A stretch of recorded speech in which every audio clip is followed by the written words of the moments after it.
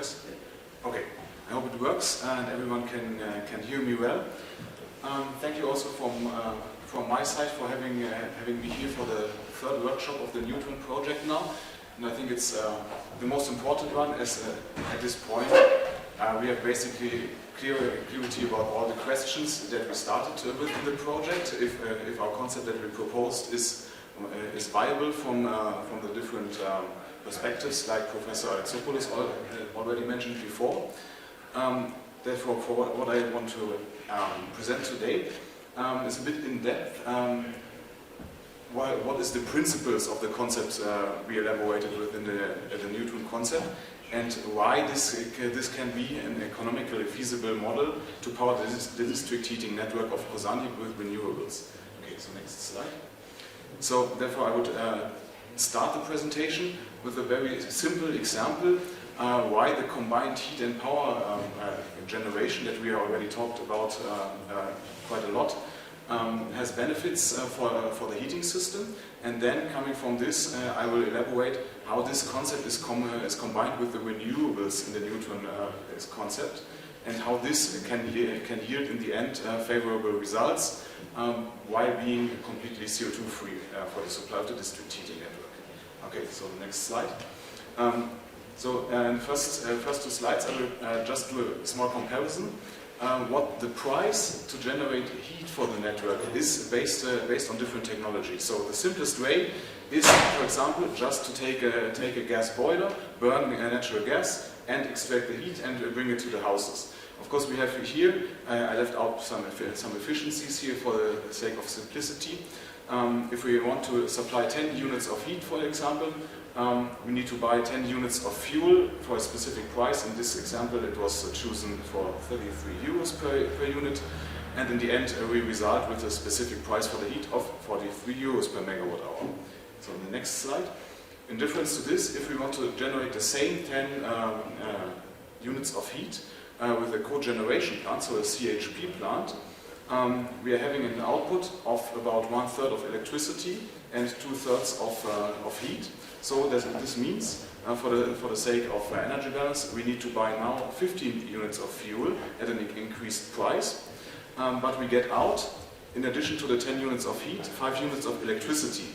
And the benefit is now, if the electricity that is generated can yield a revenue which is higher than the cost for the fuel. In this example I took in here 80 euros per megawatt hour for the selling of electricity, and this means to cover our cost for the fuel, in the end we can reduce the price of the heat. In this example it goes down to 24.5 euros per megawatt hour, so it's a reduction of 44% just by doing the generation combined for electricity and heat.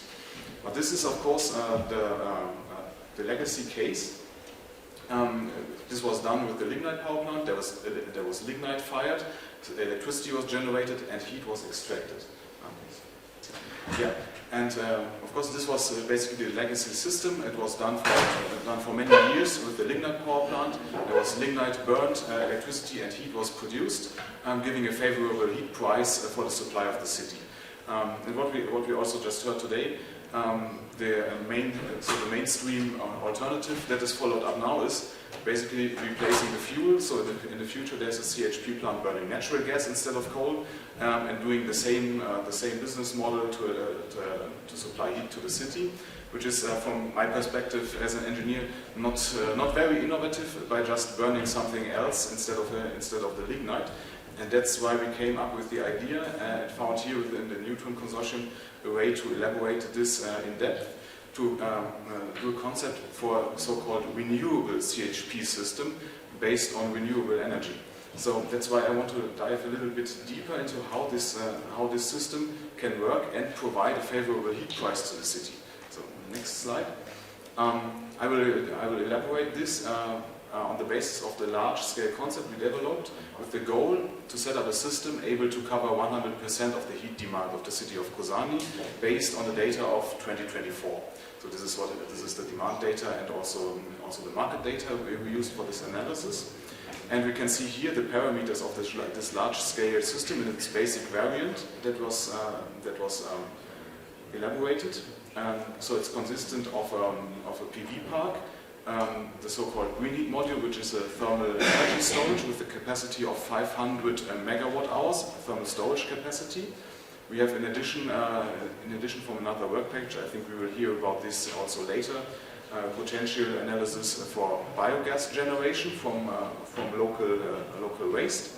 And the core component to the CHP unit would in this case be a steam turbine generator with a capacity of nearly 50 megawatt electrical and a little less than 100 megawatt thermal output, which is able then to cover the need of the heating network of Kozani. So we saw this in the last presentation already. What we propose here is basically a system where we have electricity as an input as well as an output. So the question is, how can this system generate revenue with the CHP when electricity is both input and output? So the next slide. And therefore we will have a look a little bit deeper into the characteristics of the electricity market, because this is very this is necessary to understand when you want to catch why this system makes sense economically. So the next slide. I have a small example here, which is actually from. Should I make a small break? Oh. Okay.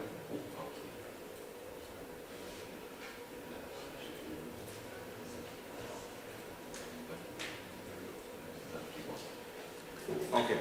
A small example from the Greek electricity market. This data is actually publicly available on the website cited below on the Hellenic Energy Exchange. And what we need to know is here that the electricity market has a different price for each hour, and also there's intraday trading with even smaller time frames. So there's a high fluctuation actually in the electricity price, resembled in this graph for each hour by the blue curve. What we see in the bars behind it is the generation mix for each of these hours, and what we clearly see here is that already in Greece in March we have the opportunity that during the noon hours we have nearly 100% coverage of the electricity demand of the whole country covered by renewables. And this results in the electricity price dropping very low, even way towards zero in these hours. This means that basically electricity generation is worth nearly nothing at the market in these hours.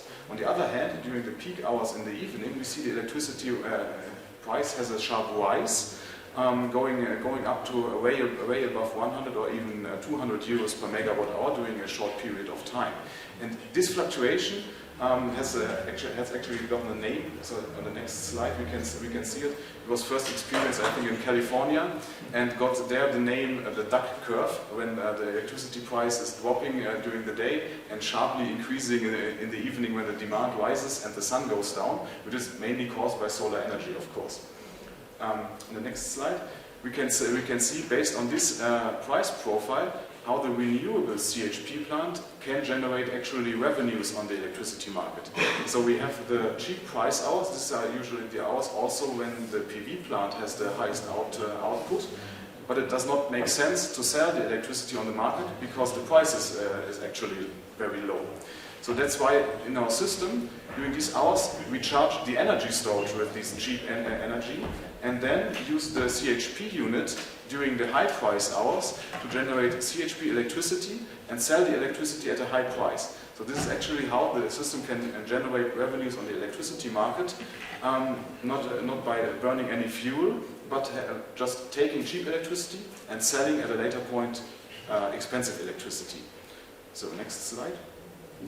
The example was only for one day that we just saw, for 24 hours. But I want to say with this graph, this is showing the maximum and the minimum prices of each day for the last 6 months. So basically over the whole heating period in Kozani. And we see that there's for every day a huge difference between the cheapest hour, which is the orange line in the graph, and the most expensive hour in the electricity market, which is the blue line. So what this means actually is that we do not, for this system, we do not even need electricity prices which are way down to zero, but what is necessary for the system to participate in the electricity market is a high price spread. So if the electricity price on one day, the highest price is at least 3 times the value of the lowest price, then it makes sense for the system with an efficiency of about 30% to generate revenue by storing electricity and as a side product releasing heat when reselling the electricity. Okay, next slide. What we did with this model in mind is a comprehensive simulation. It was done by the colleagues from the Solar Institute in Jülich, where they built up a simulation model for this whole energy system we proposed here. Introduced the market data of Greece for the electricity market and the demand data of the heating network of Kozani. And on the next slide, I'll show in a quite confusing diagram what the result of this simulation was. And what we see here is on the left side we have the energy sources for the system, and on the right side we have the outputs, respectively demand. So in red we have the heat flows, and in yellow we have the electricity flows. And what we see here is on the right side we have the big red bar. This is the heating demand of the city of Kozani that is covered by the system. And on the left side we have the input, the sources of energy, which is in red the biogas plant that was proposed. But then the biggest part of this comes from the proposed PV plant, which is then fed into the storage system, which is the central bar of this diagram. We can also see that another part, about 1/4 of the input, is then coming from the electricity market during the hours of favorable low prices. But on the other hand, we see to the right also electricity going out, and this is the electricity dispatched during the hours when the price is high and revenues can be generated on the electricity market. Okay, so this is basically the model how the renewable CHP system can yield competitive heat prices in the end. Another aspect that I wanted to highlight here is the difference of local investments. So when the system is built up within the region, like we proposed for this large-scale concept, versus concepts with imported energy, like for example natural gas. So next slide. We have within this project big physical system parts that should be built up regionally, so that there's an investment in the region. In the next part, and compared to the fuel cost or energy cost, when we are talking about the fossil fuels, the generation cost is mainly dependent on the fuel cost that we have. Of course, this is caused mainly by the extraction of fossil fuels, like the coal mines, for example, coal mine operations. But for the other fossil fuels like gas and oil, it's also the extraction of gas and oil. So what we have now in Kozani is in the former times the lignite extraction was right here locally done. So the cost for the fuel was mainly caused by the mining operations. However, of course, the lignite has a very high CO2 footprint, and we know that it is phased out. But on the next slide, when we're talking about replacing just the lignite with natural gas firing, then of course the natural gas is not a local resource and it has to be imported. There's one sentence I like to say: when we pay for something, usually the money is not gone; it's just gone somewhere else. Before, of course, this was going to the mining operations, but if we buy the natural gas from somewhere else, and we can see in this diagram where the money to buy natural gas would go according to the supply in the last year. I do not want to give any rating here, but I think we know what most of these countries spend their money for. But for the renewables, on the other hand, this is the next slide. We have another cost structure because, of course, wind and solar, they do not have fuel cost, but instead we have a high initial investment. So the cost structure to supply the energy is made up mainly by the components of the capital cost. So we have usually loans, grants, and interests. And of course, operation and maintenance needs to be also done for the renewable system. But the big difference is the capital costs. If this is done with regional or national institutions and banks, basically the capital does not leave the region or the country. It's just paid to other institutions within the country. And for some extent, if projects are, for example, eligible for funding from the EU, this even leads to a capital inflow to the region because of these investments. So we have here a fundamental opposite. When burning fossil fuels that are imported, we have a constant capital outflow to buy the fuel, while when we're investing into local renewables, we can even generate a capital inflow to the region. So, and the last point I want to mention shortly here is that the concept we propose here is for its kind. It's an innovative combination of technologies, but the majority of the technologies we propose here, they are based on technology which is rooted deeply within this region. On the next slide.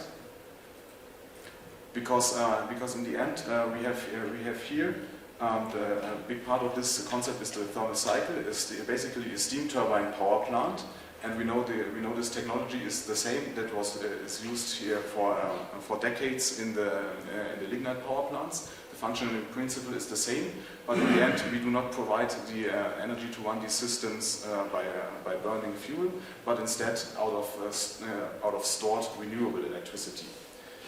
So the conclusion for this is that the proposed system, the green heat module and the power block, it uses classic steam turbine power plant technology, and basically we are able to keep local jobs in areas which were present for the last decades within the region. So operators of power plants, electricians, mechanics, and so on.